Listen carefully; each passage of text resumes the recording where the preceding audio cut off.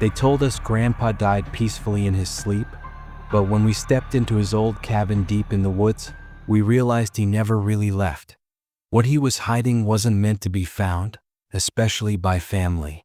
When Grandpa died, I didn't cry. That sounds cruel, I know, but the truth is I barely knew the man. My father never spoke about him, not even once. The only thing I knew was that Grandpa had chosen to live alone in a cabin miles from town, surrounded by a dense wall of trees and silence. He hadn't visited for nearly 20 years. So, when the lawyer called to tell us Grandpa had left the cabin to my sister Emma and me, my father refused to come along.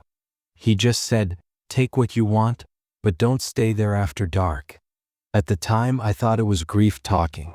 Now I know it was fear.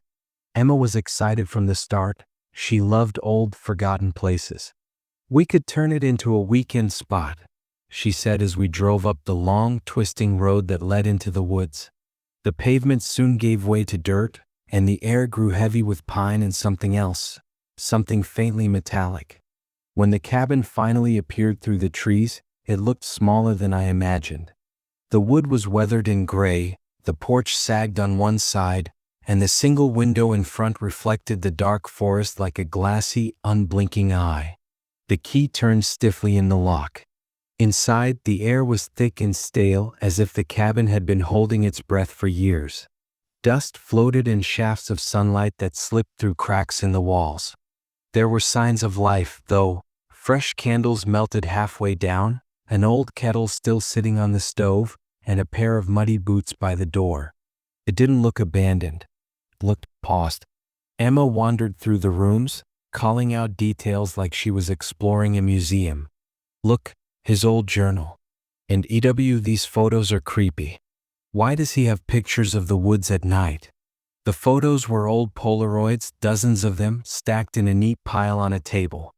Every single one showed the forest outside, always taken from the same window, always at night.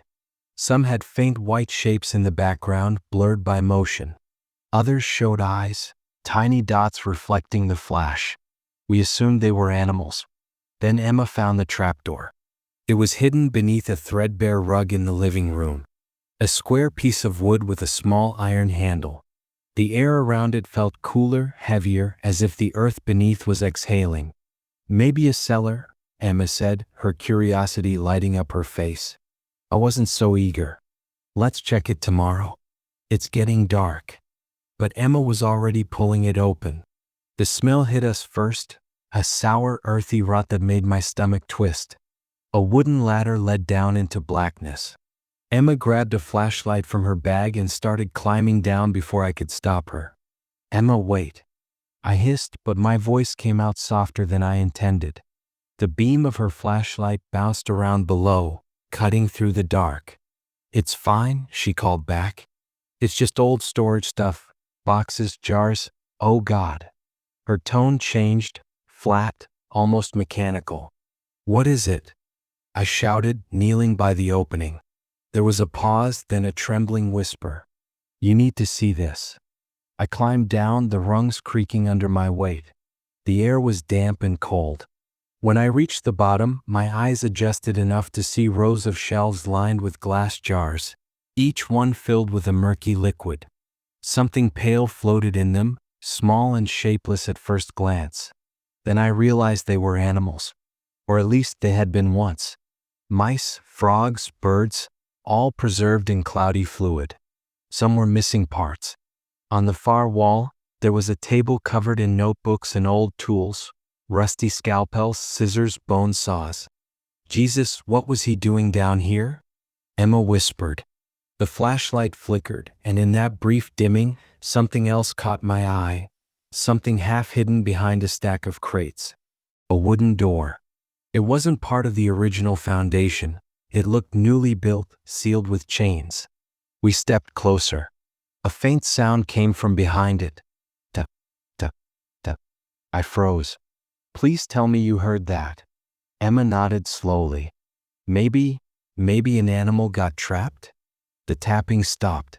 Then came a dragging sound, slow and deliberate, like something heavy being pulled across the floor on the other side. "Let's go," I whispered. Now. But Emma, ever the brave one, raised the flashlight toward the door. If something's hurt. Before she could finish, the chain on the door rattled violently. The flashlight flickered again, then went out completely. In the pitch dark, I heard Emma scream. I grabbed her arm, yanking her toward the ladder. Something brushed my leg, cold and wet like fingers. I didn't look down. I just climbed, half pulling her behind me. When we slammed the trapdoor shut, the sound below stopped instantly. The silence that followed was worse. It felt intentional. We sat there on the floor, gasping for air. The night outside had fallen fully now. The forest was nothing but shadows and wind pressing against the windows. Emma's hands were shaking. What the hell was that? I didn't answer. My mind was spinning with images of Grandpa's Polaroids, those shapes in the woods, those eyes reflecting light. We locked the door, shoved furniture over the trapdoor, and tried to convince ourselves it was some animal, maybe a raccoon that had gotten stuck. But deep down I knew better. Because while Emma was trembling beside me, I noticed something on her sleeve. A long black smear. It looked like old blood. And when I leaned closer, I saw that it wasn't blood. It was a print. A handprint. Small. Like that of a child. We barely slept that night. Every creak of the cabin made my muscles tense. Around 3 a.m., the wind outside stopped completely. The silence was absolute. Then from beneath the floorboards came the sound again. Duh, duh, duh. Slow, deliberate. Almost rhythmic. Emma squeezed my hand so hard it hurt. "It's under us," she whispered. I didn't move. I couldn't. The tapping stopped. Then came a whisper so faint it might have been my imagination. 3 words dragged out through the cracks in the wood. "Let me out." Emma clapped her hand over her mouth to stifle a scream. I stared at the trapdoor, watching as the rug above it began to ripple, as if something underneath was pressing against it, slowly, methodically, testing its strength. We backed away until we hit the wall. My phone had no signal. There was no power, no way to call for help. Then we heard something else, a low hum rising from the basement, like a lullaby hum through gritted teeth. And above the hum, faintly, came another voice. Older, raspy, familiar. Should have stayed away. Emma's eyes widened. That's Grandpa. The voice coming from beneath the floor froze us in place. It wasn't just a sound, it was his voice. Gravelly, familiar, carrying the weight of years. Should have stayed away, it whispered again, slower this time, as if speaking through soil. Emma stumbled backward until her shoulders hit the wall. That's impossible, she breathed. He's dead. I wanted to agree. I wanted to tell her it was just our minds playing tricks. But deep down, I knew the cadence, the tone. I'd heard it once before in a recording from the funeral, Grandpa's eulogy, when they played his old voicemail message. The same drawl. The same uneasy calm. The humming continued under the floor, weaving between the creaks of the cabin, a slow tune that twisted into something almost childlike. I couldn't take it anymore. "We're leaving," I said. "Now." We grabbed our bags and bolted for the door, but the handle wouldn't turn. It wasn't locked. It just wouldn't move. As if the metal itself had fused with the wood. Emma tried the windows next. Each one rattled but wouldn't open. Something was holding the cabin shut. I ran to the fireplace, grabbed the iron poker, and began slamming it against the door, yelling for help. The sound echoed back at me, hollow and empty. Then silence. The humming stopped. From beneath us came the faint groan of wood splintering. The trapdoor. The rug began to lift again, this time more violently, the corner tearing as something pushed from below. The furniture we'd stacked on top of it began to slide, as though being shoved aside by an invisible force. "Upstairs," I shouted. We ran for the narrow staircase, the steps creaking beneath our feet. The second floor was smaller, 2 rooms and a hall that smelled of dust and mildew. We slammed the bedroom door shut and pressed our backs against it, listening. For a moment, everything was still. Then the unmistakable sound of footsteps on the floor below. Slow, heavy, deliberate. Emma covered her mouth. "That's not Grandpa," she whispered. "It can't be." The footsteps stopped right beneath us. The floorboards groaned, and a long dragging sound moved toward the base of the stairs. I peered through the crack in the door, down the narrow hallway toward the stairs. The beam of my flashlight trembled in my hand. That's when I saw it. A shape, dark, stooped, and wrong, emerged into view. It was moving slowly, its limbs jerking unnaturally. At first I thought it was a man, but then it turned its head upward and my stomach dropped. It wasn't a man. It was skin. The figure's body looked deflated, as if the flesh had been emptied from within. Its face was smooth, stretched thin, and featureless except for a slit where a mouth should have been. It shuffled across the living room, dragging something behind it. Chains. Emma whimpered, barely audible. The thing stopped, its head jerking toward the sound. The mouth slit opened, revealing teeth, human teeth, yellowed and too many for a single jaw. It let out a low hiss, and the house seemed to shudder with it. I grabbed Emma's hand and pulled her toward the other end of the hallway. There was an old window there, painted shut, but I didn't care. I picked up a chair and smashed it against the glass. It cracked but didn't break. Again. The footsteps were on the stairs now, slow but steady, each one groaning like the wood was crying out. Finally, the window shattered. Cold night air rushed in. "Go," I shouted. Emma climbed through first, scraping her arm against the frame. I was halfway out when I heard it speak again. That same rasp. That same broken whisper. "You took her." I froze. "What?" The voice was closer now, almost beside me. "You shouldn't have opened it. She's awake now." The words chilled me to the bone. I didn't wait to see what it meant. I dove through the window, landing hard on the damp ground below. We ran into the woods, the beam of the flashlight slicing through trees and fog. The forest was alive with sound, branches cracking, leaves rustling, whispers following us in the dark. After what felt like forever, we stopped to catch our breath. The cabin was still visible in the distance, a small square of dim yellow light glowing from one window. Something moved inside. A shadow, small, hunched, and swaying side to side. Then another, taller one standing behind it. Emma's voice trembled. "There's two of them." We turned and ran again, following what we thought was the dirt road, but it was gone. The woods had shifted somehow. No matter how far we went, the air stayed thick with the same pine and metal scent. We circled back by accident, or maybe not by accident, because there it was again. The cabin. But now the front door stood open. Inside we could hear crying. A child's cry. Emma's face went pale. Did Grandpa have any kids besides Dad? I shook my head. No, none. The crying turned into laughter. High-pitched, distant, echoing through the trees.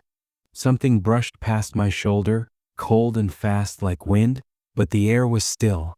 The flashlight flickered, catching something carved into a nearby tree trunk. Words. Rough, jagged letters burned into the bark. "Don't follow the laughing." Before I could say anything, Emma took a step toward the cabin.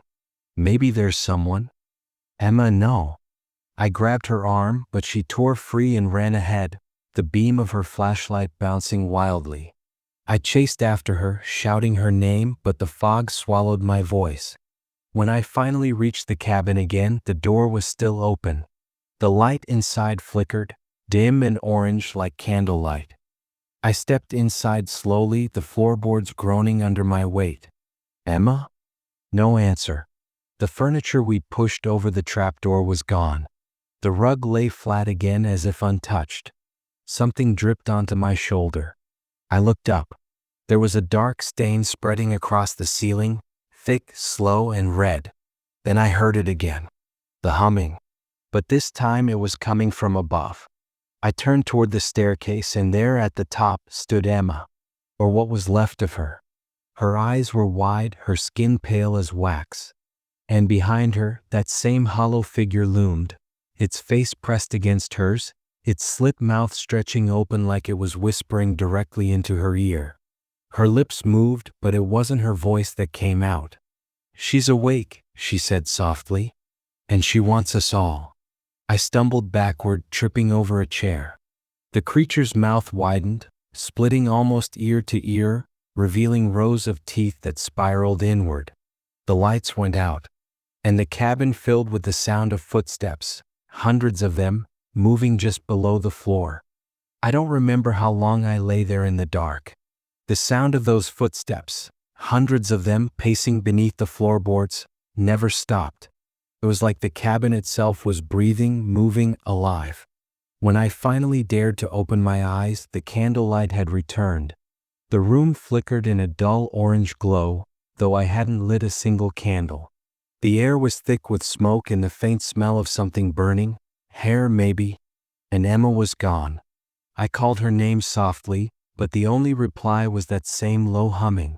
It came from everywhere, walls, floor, ceiling, like the cabin itself was whispering her name back to me. I stumbled toward the staircase. The floorboards creaked under my steps, wet with something sticky. Halfway up I froze. There were handprints, small, black, smeared along the banister. They weren't Emma's. They were too small.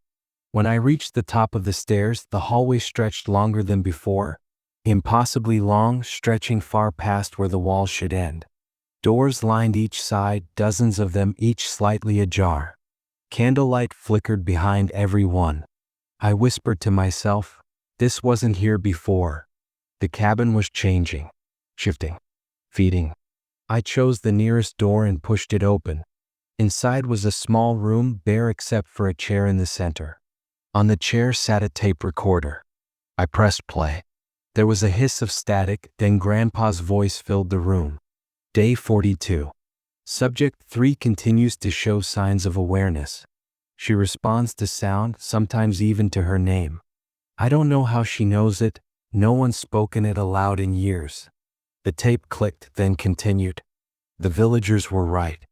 The thing buried beneath the property, it listens, it learns. I thought I could contain it, study it, but she knows I'm trying to leave. I hear her in the walls at night, calling to me, using her voice. There was a pause. I could hear his breathing, shaky and uneven. If anyone finds this, don't open the cellar. Don't follow the laughter. Don't look at her face. Click. Silence. I stood there, heart pounding. I knew now that Grandpa hadn't been living here in isolation for peace or solitude. He'd been trapping something, studying it, and it wasn't gone. As I turned to leave, the light in the hallway dimmed. One by one, the doors began to creak open on their own, each revealing a different version of the same room. A chair, a recorder, and something in the corner watching. I didn't wait to see what it was. I ran. The hallway stretched longer with each step, the doors multiplying, the hum growing louder. I could hear voices now, Emma's among them, calling my name softly, pleading.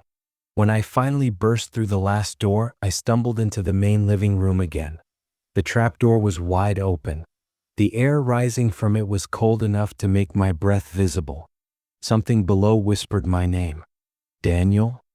It was Emma's voice, but wrong. Stretched, hollow, echoing from somewhere deep underground. My mind screamed don't, but my heart wouldn't let go. I grabbed the flashlight and peered down. The beam caught movement, something pale and thin standing just beyond the light. A hand reached up, delicate and trembling, skin translucent like wet paper. Help me, it said. Please. It looked like Emma's hand. Same ring. Same small scar from when she fell off her bike as a kid. But the voice wasn't hers. I backed away. You're not her. The hand twisted suddenly, bones cracking as it bent the wrong way, and then it shot upward, grabbing my ankle. I screamed and kicked free, stumbling back as the figure began to climb out. Its head emerged first, long strands of hair matted with dirt, its face obscured until it tilted upward. It was Emma's face, but half of it looked wrong, like it had been copied and stretched, the features slightly misplaced. Why did you leave me? She whispered. You promised you'd stay. Behind her, the darkness moved, shifting like liquid. Something was crawling out of it, something far larger. I caught glimpses, arms too long, a torso that rippled like it was made of smoke and flesh at once. I ran for the door again. This time it opened. The cold air hit my face as I stumbled outside, gasping. But the woods weren't the same. The trees leaned inward, branches twisting like claws. The moonlight was dim, swallowed by mist. Behind me, the cabin door slammed shut on its own. Then silence. I turned in circles, trying to find the path, the road, anything. My flashlight flickered, sputtered, then died. I banged it against my palm until it flickered weakly back on. That's when I saw the shapes. Dozens of them standing between the trees. So, watching. Their faces were blank, smooth like wax figures. One of them stepped forward. It wore Grandpa's coat. "Daniel," it rasped. "You let her out." I froze. "What is she?" He took another step closer. "Not what? Who?" His voice trembled. "Your grandmother." I shook my head. "That's not possible. She died before we were born." He gave a broken laugh. "She never died. She was the first one I brought back. The first to wake up. But she wasn't her anymore. She needed more." The others moved closer, their heads tilting in unison. The woods were filled with faint whispers now, each repeating one word. "Hungry." Grandpa's shape turned toward the cabin. "She'll come for you. She always finds the ones who share her blood." Before I could speak, he faded, his body collapsing inward like smoke dispersing in the wind. The whispers grew louder.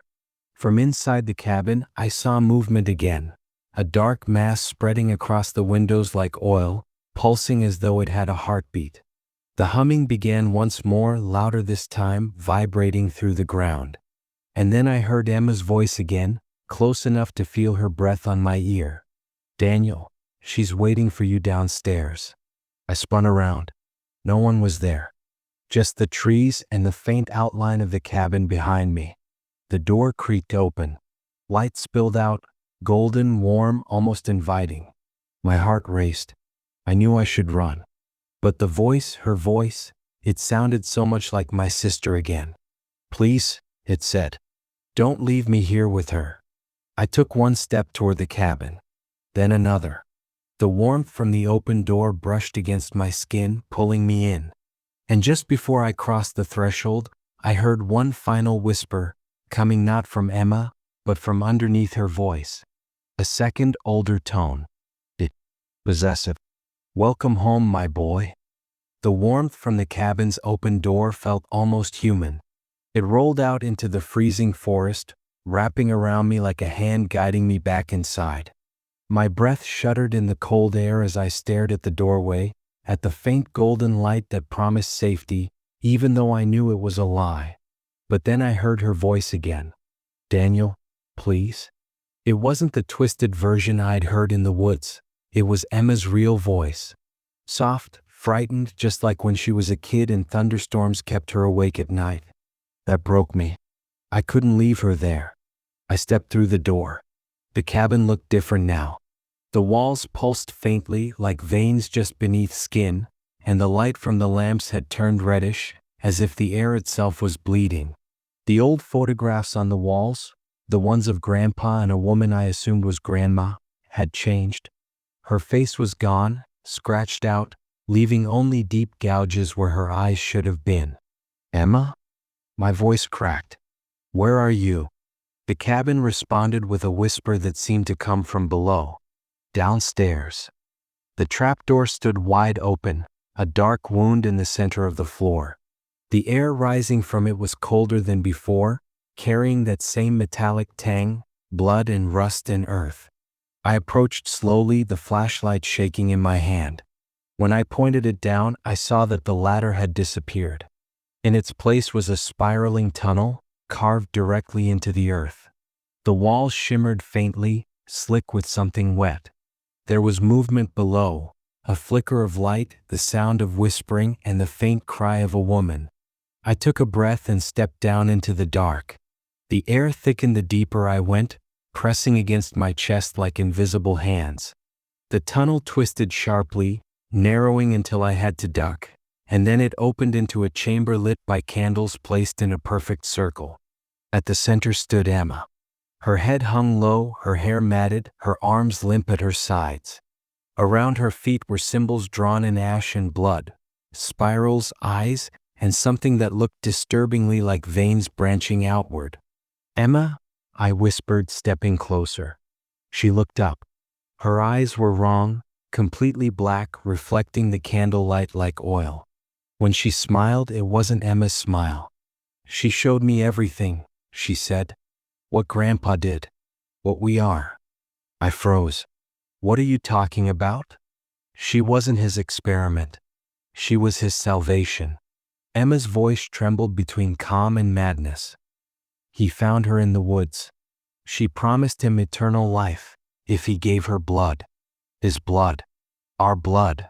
I shook my head. "That's insane." "She's family, Daniel." Before I could move, the ground beneath us began to pulse, the symbols glowing faintly red. The candles flickered, their flames stretching sideways as a wind rose from nowhere. From the shadows behind Emma, a figure began to take shape, tall, thin, with limbs that moved like smoke. Its face was smooth, featureless, except for two deep hollows where eyes should have been. Its mouth opened slowly, impossibly wide, revealing not teeth, but faces. Dozens of them. Small, distorted, frozen in silent screams. I stumbled backward. "What is that?" Emma's voice softened. "Grandma." The figure tilted its head, and one of the faces inside its mouth opened its eyes. They were his eyes. Grandpa's. "Daniel," it said, the voices overlapping. "Finish what I couldn't." I screamed, but no sound came out. The air vibrated with whispers, each voice pulling at my mind, at my memories, images flashing behind my eyes. Grandpa mixing blood in jars, the cabin surrounded by symbols carved into the dirt, a woman with pale skin smiling in the woods. I saw him digging something up. Or someone. "She's part of us now," Emma said, stepping closer. Her hands reached out, and I saw veins crawling up her skin, black and pulsing. "We belong to her." I shook my head. "No, you don't understand. She's using you." Emma laughed, a sound that wasn't hers. "She doesn't use. She consumes." The creature moved closer. Every candle in the chamber blew out, plunging us into darkness. The only light came from the glow beneath the soil, the same symbols burning through the ground. I turned and ran. My hands clawed at the walls, searching for the tunnel, the way out. Behind me, I heard the shifting sound of flesh on earth, like something enormous dragging itself forward. "Daniel," the voice echoed, layered with hundreds of tones. "Come back. We're still waiting for you." My fingers found rough wood, stairs. I scrambled upward, slipping, choking on the smell of rot. The hum grew louder, vibrating through my bones. When I burst through the trapdoor, the cabin wasn't empty anymore. The furniture had moved on its own, forming a perfect circle around the opening. And in every chair sat a figure. Grandpa, Grandma, dozens of strangers, all gray-skinned, hollow-eyed, smiling. They turned their heads toward me in unison. "Welcome home," they said together. The air in the cabin turned heavy. I backed against the wall, clutching the flashlight like a weapon. From the corner, the old tape recorder clicked on by itself. "Day 71, Grandpa's voice began. "She wants a vessel. One of pure bloodline. It must be family. If I fail, she'll take whoever comes next." The recording clicked off. Then every head in the room turned toward me again. "You came next," they said together, their mouths moving perfectly in sync. I ran to the front door. It swung open easily now, almost inviting me to leave. I sprinted into the cold, my heart hammering. But when I looked back, the cabin was gone. In its place stood a clearing. The trees surrounded it in a perfect circle. At the center, the ground was marked with the same spirals and symbols from below. And there, lying in the dirt, was Grandpa's journal. I picked it up with trembling hands. The last page was scrawled in messy ink, letters overlapping like he'd written in panic. She cannot be destroyed, only contained. The blood must stay in the circle. If it escapes, she walks free. A sound broke the silence, a faint creak of floorboards. But there were no floorboards, just soil. Then I saw it. The earth beneath my feet began to sink, pulsing like something breathing beneath it. A single hand burst through the dirt, pale, thin, and trembling. I turned to run, but more hands shot up, grabbing my legs, my arms, pulling me down. I screamed as the soil swallowed me to my chest, the ground cold and wet like skin. A voice rose from the pit, soft, familiar, and ancient. You can't run from blood, Daniel. You are the circle now. The ground gave way completely, dragging me into darkness. And just before everything went black, I saw her, tall and thin, her face shifting between Grandma's and Emma's and mine, smiling. When I woke up, I couldn't tell if I was still underground or somewhere deeper, below the earth, below time, below everything that ever made sense. There was no sky, no ground, just a dull red glow pulsing through an endless black void, like the inside of a dying heart. My body felt weightless, suspended, though I could still feel the cold soil pressing against my skin. I tried to move, but my limbs wouldn't obey. The air around me was thick, like I was breathing water. Then I heard her voice. Daniel. It wasn't Emma's anymore. It was layered, female and male, young and old, all blending into one impossibly ancient tone. From the red mist she emerged. The thing that had once been my grandmother, or what was left of her, drifted closer. Her shape changed with every second. One moment skeletal, the next bloated with faces pressing out from beneath her translucent skin. Her eyes burned white, and her mouth stretched wide, showing the rows of teeth that spiraled endlessly inward. You understand now, she whispered. You carry us. I wanted to scream, but no sound came out. Only silence. Grandpa tried to keep me, she said, her many voices overlapping. He thought he could trap hunger. But blood remembers, Daniel. Blood always returns to the circle. The ground beneath me shifted. Shapes began to rise, dozens, maybe hundreds of figures crawling up from the soil. Their faces were familiar, the same gray, hollow-eyed people I'd seen in the cabin. My ancestors, all of them bound to her. Emma was among them. She looked at me with blank, glassy eyes, her mouth trembling as if fighting to speak. It doesn't hurt anymore, she said softly. She just wants you to stop running. I forced my head to turn toward her. Emma, fight it. Her smile twitched. It's too late. Once you see her, she's already inside you. The creature behind her moved closer. Its massive, shifting body cast long shadows through the crimson fog. You will finish what your blood began, she said. The seal broke when you opened the door. The circle must be renewed. My throat burned. I'm not your vessel. She smiled wider. You already are. 1,000 whispers echoed around me, repeating my name in rhythm, softly at first, then faster, louder, until it became a chant. The red light pulsed brighter, and I saw the truth. The symbols carved beneath the cabin weren't meant to trap her. They were meant to feed her. Grandpa hadn't been keeping her prisoner. He had been giving her sacrifices, keeping her alive. I remembered the jars in the cellar, the animals, the strange experiments. He wasn't studying resurrection. He was maintaining it. The circle glowed brighter, burning into the ground beneath me. Stop, I gasped. Please stop. You can't stop blood, she hissed, her voice vibrating through my skull. You can only offer it. The figures around me began to dissolve, their bodies melting into streams of black mist that flowed toward her. Each one vanished into her chest, their faces briefly flashing across her skin before disappearing. When Emma's turn came, she looked at me one last time. I'm sorry, she said. You should have listened to Dad. Her form unraveled, the mist of her body swirling around me before sinking into the creature's open mouth. I was alone. Then she reached for me. Her hand pressed against my chest, not gently but with the weight of mountains. I felt something tear inside me like roots pulling from soil. My heart hammered once, twice, then stopped. For a moment, everything went quiet. Then I heard her heartbeat, slow, enormous, echoing through the void. My chest moved with it even though I wasn't breathing. The red light pulsed brighter in sync with every beat. She was inside me. "Now you see," she said. "You are the last vessel.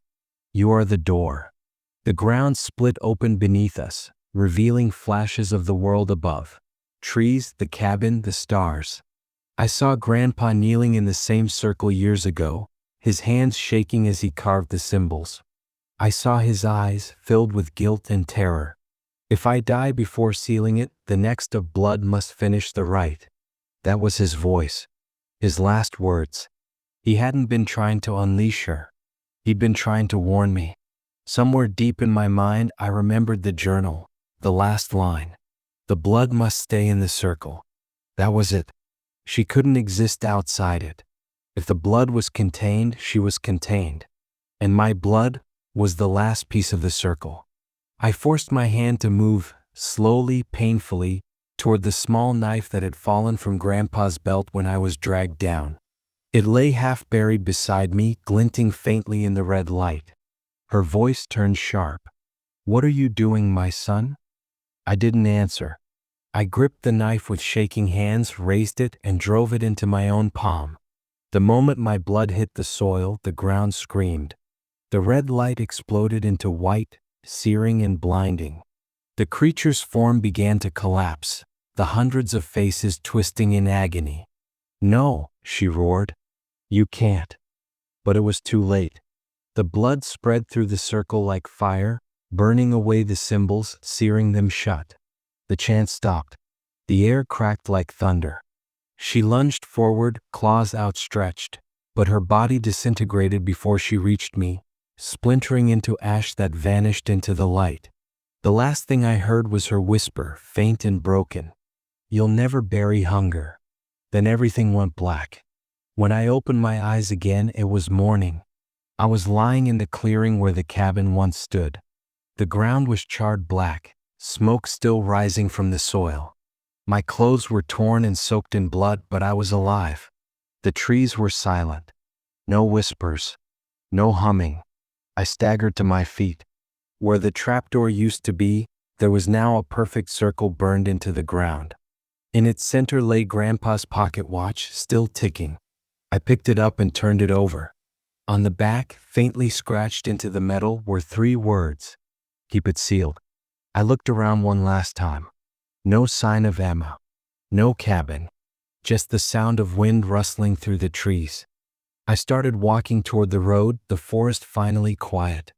But just as I reached the edge of the woods, I heard a faint tap tap tap behind me. It came from the ground. I froze, staring back at the circle. The soil pulsed once, just once, and then went still. I told myself it was just the earth settling, just the wind. But as I walked away, I could have sworn I heard her voice one last time, drifting through the trees, soft, calm, and almost loving. "Goodbye, Daniel." The end.